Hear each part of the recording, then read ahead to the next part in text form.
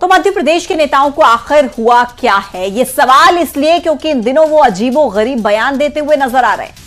पहले मंत्री विजय शाह ने कर्नल सोफिया कुरैशी पर विवादित बयान दिया। अभी उनका मामला शांत हुआ भी नहीं था कि प्रदेश के डिप्टी सीएम जगदीश देवड़ा ने भी सेना को लेकर एक अलग ही बयान दे दिया, जिसको लेकर फिर एक बार विपक्ष हमलावर हो चुका है। तो आखिर किस बयान पर मच रहा है सियासी घमासान, सबसे पहले आपको दिखाते हैं ये रिपोर्ट।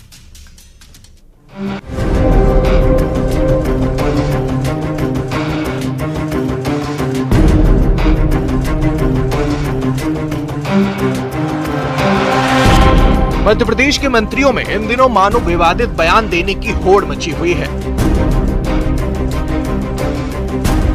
पहले विजय शाह ने जो बयान दिया उस पर बवाल अभी थमा ही नहीं था कि प्रदेश के डिप्टी सीएम जगदीश देवड़ा कुछ ऐसा कह गए जिस पर अब वो विपक्ष के निशाने पर आ गए हैं।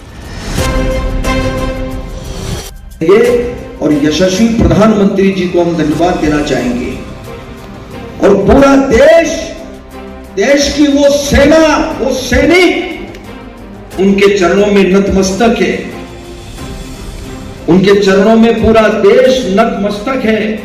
उन्होंने जो जवाब दिया है उसकी जितनी सराहना की जाए, जितना कहा जाए, एक बार उनके लिए जोरदार ताली बजा करके जगदीश देवड़ा के इस बयान के साथ ही विपक्ष उन पर हमलावर हो चुका है। कांग्रेस ने सोशल मीडिया पर एक पोस्ट करते हुए लिखा कि देश की सेना और सैनिक प्रधानमंत्री मोदी के चरणों में नतमस्तक है। ये बात मध्य प्रदेश के बीजेपी सरकार के उप मुख्यमंत्री जगदीश देवड़ा ने कही है। जगदीश देवड़ा का यह बयान बेहद ही घटिया और शर्मनाक है। ये सेना के शौर्य और पराक्रम का अपमान है। जब पूरा देश आज सेना के सामने नतमस्तक है, उस वक्त हमारी जाबाज सेना के लिए बीजेपी के नेता अपनी घटिया सोच जाहिर कर रहे हैं। बीजेपी और जगदीश देवड़ा को माफी मांगनी चाहिए, इन्हें पद से बर्खास्त करना चाहिए। मध्य प्रदेश के मंत्री इन दिनों अलग ही राग अलाप रहे हैं और इनके अजब गजब बयान सामने आ रहे हैं। सवाल ये कि क्या मंत्री जी बोलने से पहले जरा भी विचार नहीं करते हैं? Bureau report, news 18। और अब जगदीश देवड़ा के इसी बयान पर सफाई भी सामने आई। उनका कहना है कि उनके बयान को गलत तरीके से पेश किया जा रहा है।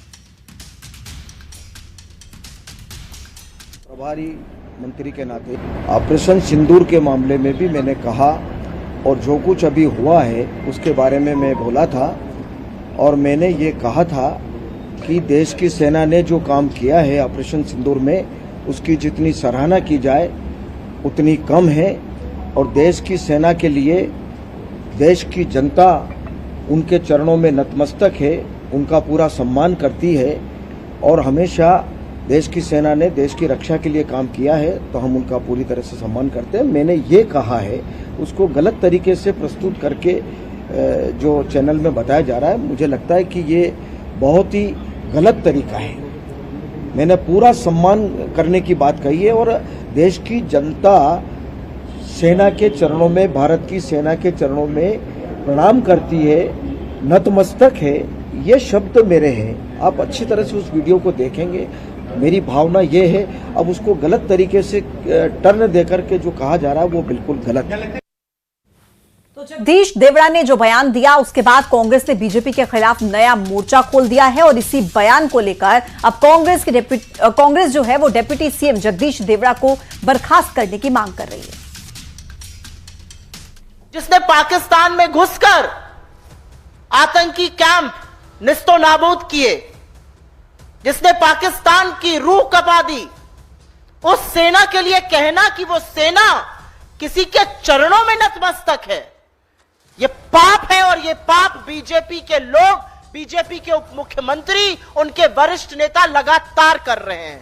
और वो इस देश की सुरक्षा तपते हुए रेगिस्तान से लेकर हाड़ कांपती हुई ठंड वाले सियाचिन के ग्लेशियर में खड़े होकर करते हैं। और तब हमारा लोकतंत्र, तब हमारी भूभागीय अखंडता, तब हमारा देश सुरक्षित रह सकता है। और ऐसी सेना के लिए जिस व्यक्ति के मन में इतनी दुर्भावना, इतने गंदे विचार हैं, वो व्यक्ति किसी भी पद पर रह ही नहीं सकता है। एक लोकतंत्र में उप मुख्यमंत्री रहना तो विचार के बाहर की बात।